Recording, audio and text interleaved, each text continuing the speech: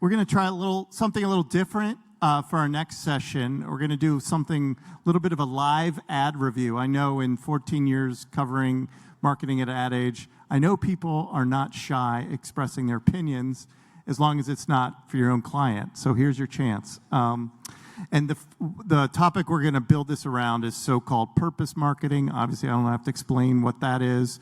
Islam mentioned it during our earlier session. He likes to think it a bit now more of point of view marketing.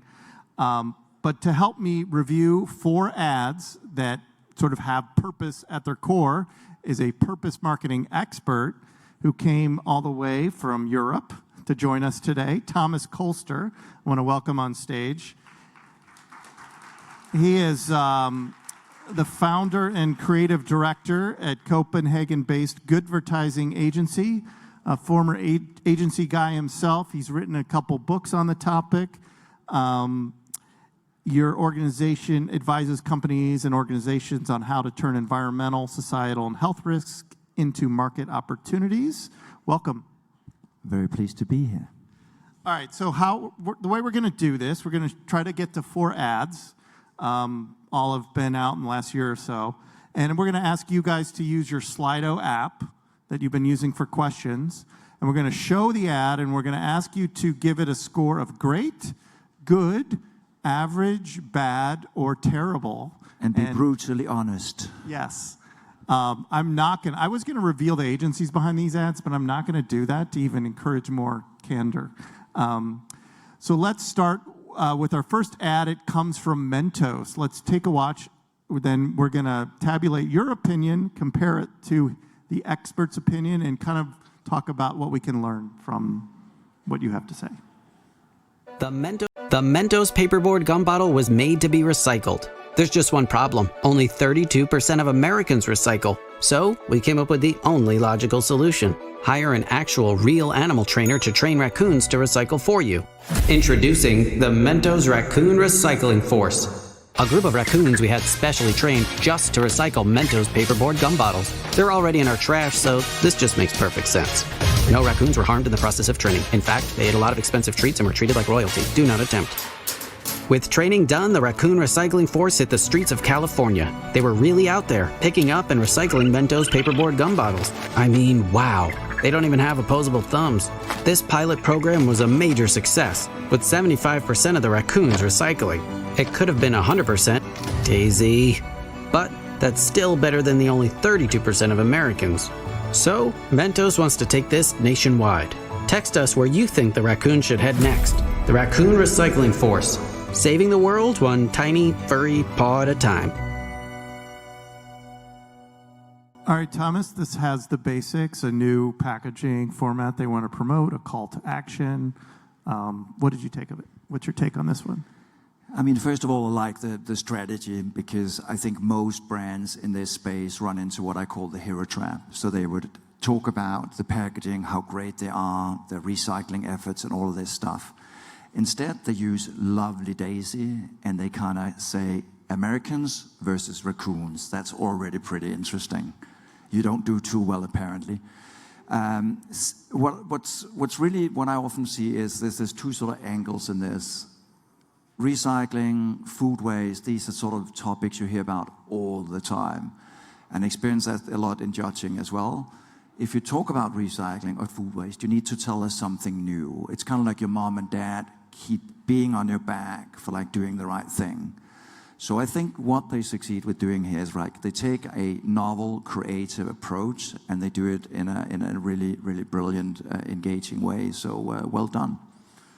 So I'll wait for you to give your score here in a second. But the audience, the majority of people rated this one as good. Not great, not average. A little bit of, there's maybe a couple people said terrible based on the bar I'm looking at. What was your final grade on this? You know what? I agree with the audience. So boring already. Good. I would say it's good. How could it have been great? How could it have been great? That's a good question. I mean, I think the only thing that might have missed is, I mean, they're talking to a young target group, so I think it's really spot on in terms of the target group. I think I probably would have liked to know a little bit more about that packaging, to be honest, by the end of the day. So that would have made it great. All right, let's move on to our second ad. It comes from Europe, from a brand called Lurpak, and it's promoting a plant-based spread. Let's take a watch.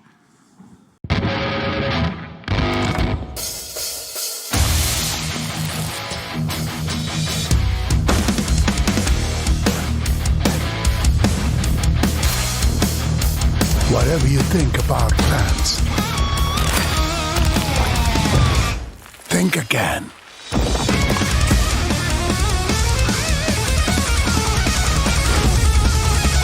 Crush expectations with new Lurpak plant-based. So I don't have to tell anyone here, so much plant-based products out in the food world.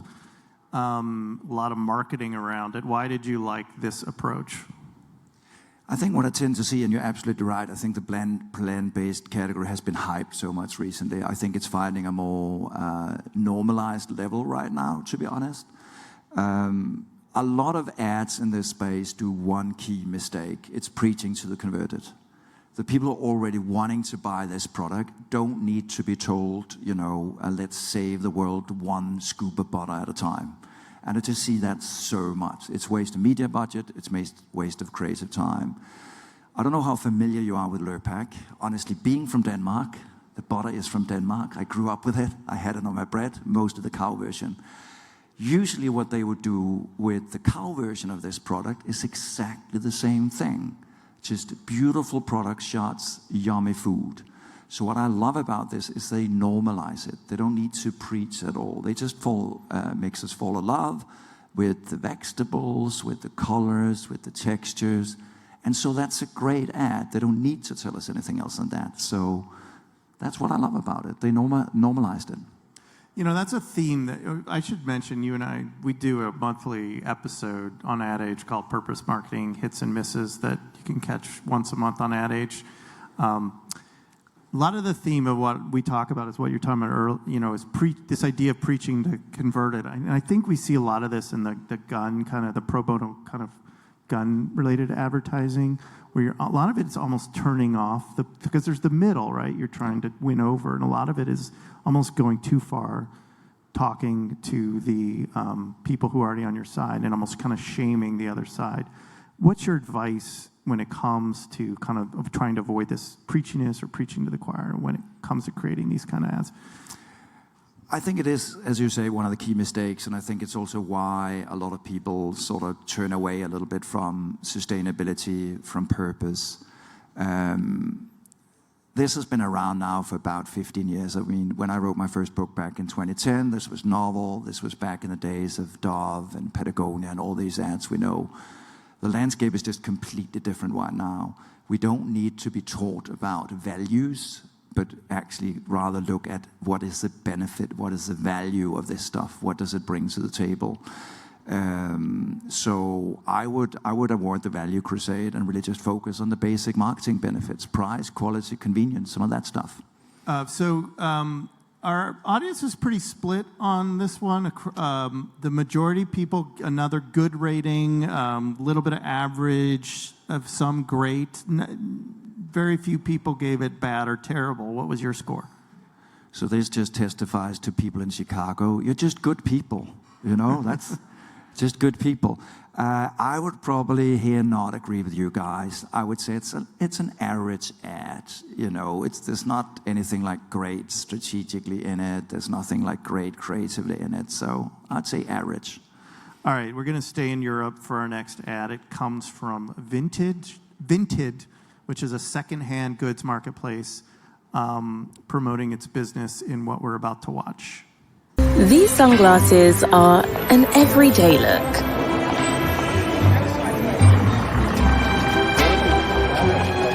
These are more every other day.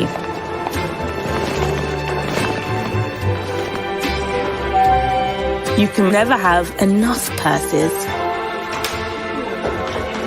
or jackets. Right? We all own a lot of clothes. On Vinted, you can make extra money by selling clothes you don't need. All right. Obviously hitting on a theme that's become popular lately is overconsumption. What's your take on this one? And it's a tough topic, right? Overconsumption is a tough topic, I think, especially in our industry. I mean, let's be honest. We spend soon $1 trillion to get people to buy shit they don't need most of the time. Sorry. I mean, even like I'm from Denmark, and on a good day when the wind is blowing, etc., our carbon footprint is still around 12.5 tons, and we need to reach 2.5 tons. Just because we shop too much, we spend too much. So something needs to be done about it. I think this is a really good example of what we spoke about earlier as well. You don't feel that they're sort of preaching to you in the same sort of way. So, okay, yes, they make us laugh at ourselves, as the lovely raccoon Daisy did. So it sort of turns it around, doesn't make the brand necessarily the hero, but makes us the hero of the narrative.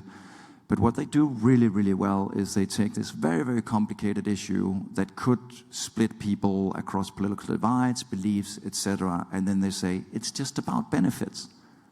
It's price, it's convenience, all that stuff you have lying in your wardrobe. Why not earn a little buck on it? And so I think it really comes back to this thing that the space has matured. We don't need to be in the times of Chipotle, where every time we do something, it's about doing the right thing. And to be honest, I'm sort of already getting tired of this people and planet. Let's do good for this and that. It doesn't talk about it. It's just, here, you got too much stuff. Why not sell it? It's lovely. So this so far is our best rated audience ad. The great won out here. Some good and some average. Only a couple bad or terrible. What was your score on this one? I'm sure the person that rated it terrible just have too many shoes. Yeah, he or she is like too close. I would probably give it a grade. It was honestly like we had a lot of great ads this year, and it's just such a complicated issue to tackle, right? And so I think they do it strategically really, really well. And I know now we showed the female version of this. There's also a man version of this, so I shouldn't be feeling too good about myself as well on that one. So go and look at the man version. It's really fun as well. All right, the last ad we're going to analyze here, and before we do that, we might have a few minutes at the end to answer any general audience questions. So if you guys want to think of those, I think we can still use Slido for that. But one more ad we're going to score. It comes from Peru for an insecticide brand called Sapolio. Let's take a watch. It's 2024, and Peru is reporting the highest number of dengue cases in its history. 80% of the population in the most affected areas does not have access to clean water and is forced to use plastic containers to store a large amount of it, creating the ideal place for the mosquito to reproduce. Now, here's the thing. The dengue mosquito can only lay its eggs in still water. So we thought, what will happen if we put it in motion? Sapolio, the #1 insecticide in Peru, presents The Guardian Toad. Nos inspiramos en la identidad de Sapolio para desarrollar un dispositivo que pueda mantener en movimiento constante el agua de las superficies de cualquier recipiente, transformando el hábitat predilecto del mosquito en un lugar hostil para que coloque sus huevos, logrando una protección asegurada de un 92%. Dadas las condiciones, el dispositivo debía ser autosustentable. Por eso utilizamos una celda solar para que el movimiento de las hélices y el agua sea continuo y pueda operar de forma autónoma. The Guardian Toad es una iniciativa que busca contribuir a un mañana mejor y que en un futuro cercano el sapo guardián se una a la lucha de todos los peruanos contra esta terrible epidemia. Because if the cure for this disease hasn't been born yet, we'll try to ensure that this mosquito is not born either. The Guardian Toad by Sapolio. Looks like some folks are still undecided on this. I'm not seeing a ton of scores. Don't be bashful. Thomas, while they're still scoring, what's your take? So interesting to see how it's changing live, right? You still have a little bit of time. Just out of curiosity, how many of you come from brand side? Just hands up. Agency side? Okay, yeah. So my take on this is it's not a guardian toad, it's a gimmick toad. This is what I absolutely hate about our industry. Because so often when I'm in Cannes, I see things that looks like they have an impact. But if you actually ask yourself, would this really work in the real world? Wouldn't it be much, much, much smarter just to cover that bucket of water with like a lid or something? And if the brand really loves its logo that much, you can put that logo on the lid. I mean, think about the production cost of that little toy frog. Would that be like, what, 10 quid, 15 quid in Peru where they don't have any money? So I think it's some of this stuff that when I see it in Cannes, I understand why some CMOs are, couldn't we just get back to what really matters?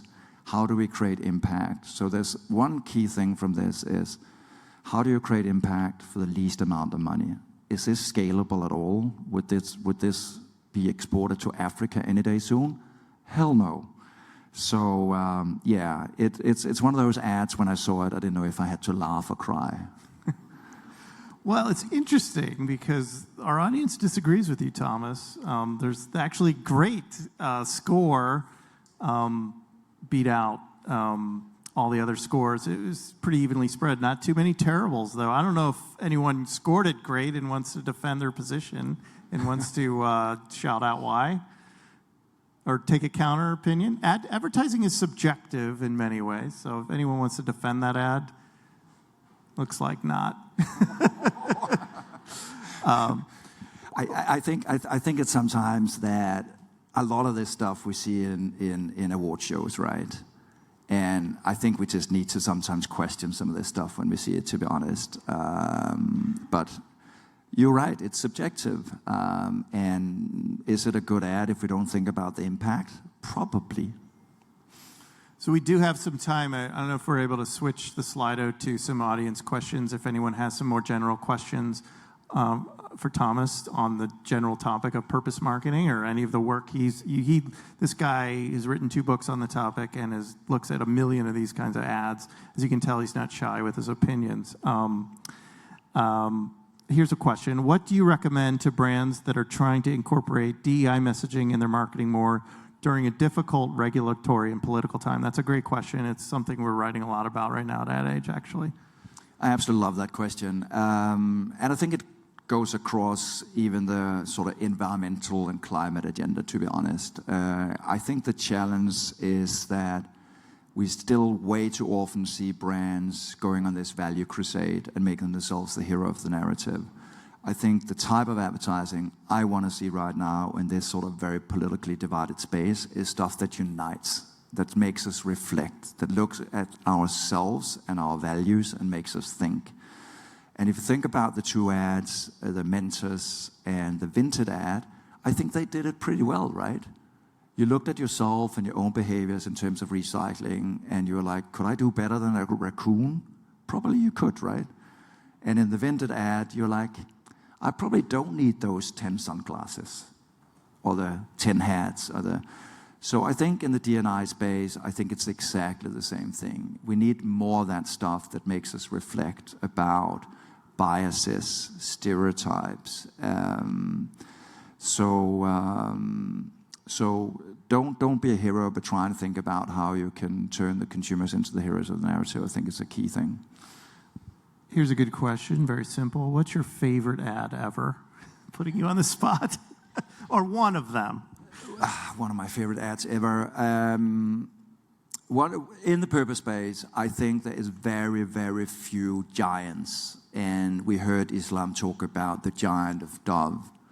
And the Dove brand is one of those brands that have kept the tenacity over years. So if I had to look at a brand that's done well continuously, I think Dove actually wholeheartedly needs the respect for doing that. Because I've seen way too much zigzagging in the purpose space. I think Dove, every time I see the stuff, They just do it, they nail it. So I think Dove is a really good example of someone who does it well. On the opposite spectrum, I know you didn't like the Toad ad, but is there any historically bad ad that you want to, that still is makes you upset? You know, I've been so nice because I'm in Chicago to you guys, but I would say honestly, probably 80% of the ads I see in the sustainability space, in the purpose space, I don't like. I think most are too preachy, making the brand into the hero for the brand to talk about all its efforts it does in the world. The challenge right now is that we obviously need action. I think we daily right now see the climate emergency unfolding, lives lost. So we really need brands that empower folks. So I think one of the key switches we need to do is really to say, how do we give people better choices? How do we give people better environmental choices? How do we get people to understand that the world is actually better when we unite people than divide people? And I think the earlier years of purpose advertising was almost purpose on steroids. It was almost like, you know, if you're not with us, you are not one of us. It was, you know, the early days of Patagonia, Chipotle. I felt a lot of that, those ads divided us. And I think it's time to rethink purpose advertising into something new and evolve it. I do want to just read this statement from someone anonymously explaining why they liked the mosquito ad. Yes. They said, your point about feasibility is a good one, but we're evaluating the ad, not the product. And the ad did its job. Okay. All right. In your opinion, is there a healthy way to balance cause marketing with larger brand initiatives that are still driven mainly by encouraging consumer spend? I think we keep circling back to this one. What I love about being in the purpose space and the sustainability space is that a lot of this stuff is more effective.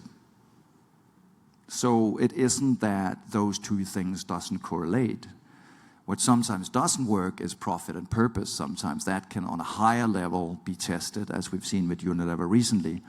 But why purpose ads really work is because they talk about things that really matter to people. I mean, let's be real. If we're sitting around the dinner table, or if we're on social media, if we're on X or TikTok or wherever we are, we're not going to talk about Coca-Cola for that long. Sorry, Coke. But we're going to talk about things that matter in our lives, you know, weather, traffic, safety, climate, beauty, all these things. And when I look at research from WARC, for example, that looks at some of the most effective campaigns in the world, a lot of those, 30 to 40%, are actually purpose work. So if you need ammunition for why this matters, I think look at some of that research. There are really, really compelling research right now that actually shows us that those two things aren't oil and water. They mix really, really well. The next question is about sort of the topics that purpose ads talk about. I know you do a lot in the sustainability space, but the question is there a number one brand? What's the most, I don't know if popular is the right word, or the most frequent topic that purpose advertising is about right now? Like, have you seen something rise to the top? I guess from the consumer perspective, maybe answer this. What do people want to hear about from brands right now? I think one of the things that have dominated in advertising in general has been the social agenda. Without doubt, even if we look at Super Bowl, the social theme is very, very strong. And I think that is still very much the case today. I think there is a real opportunity for brands to involve in the environmental side of things, climate. Not a lot of brands dare to have opinions in this space, and obviously it's often a lot harder, and that's also why I love the Vinted ad, because that's one of the few ones that dare to tackle a very, very difficult topic. So if I look at advertising today, there is a lot of diversity stuff out there. If we look at Cannes as well, diversity is really much top of the agenda. So I would probably say diversity and inclusion is still the one key thing that a lot of brands want to talk about. All right, we've got 20 seconds. Any parting advice to the folks out there on this topic? Oh, yes. I mean, first of all, we are in difficult times in terms of purpose and sustainability, please don't shy away from the agenda. People really want to engage in this. Young folks really want to engage in this. And for once, finally, I actually seeing our grandparents really want to be much more engaged in these topics. So I think there's still a real good opportunity in speaking loudly about these topics. But when you do it, don't make your brand the hero. Don't go on a value crusade, but think about how you can translate these really complicated topics into a value or benefit, even down to price, quality, and convenience. All right, Thomas, we're going to leave it there. Thank you very much. Thank you.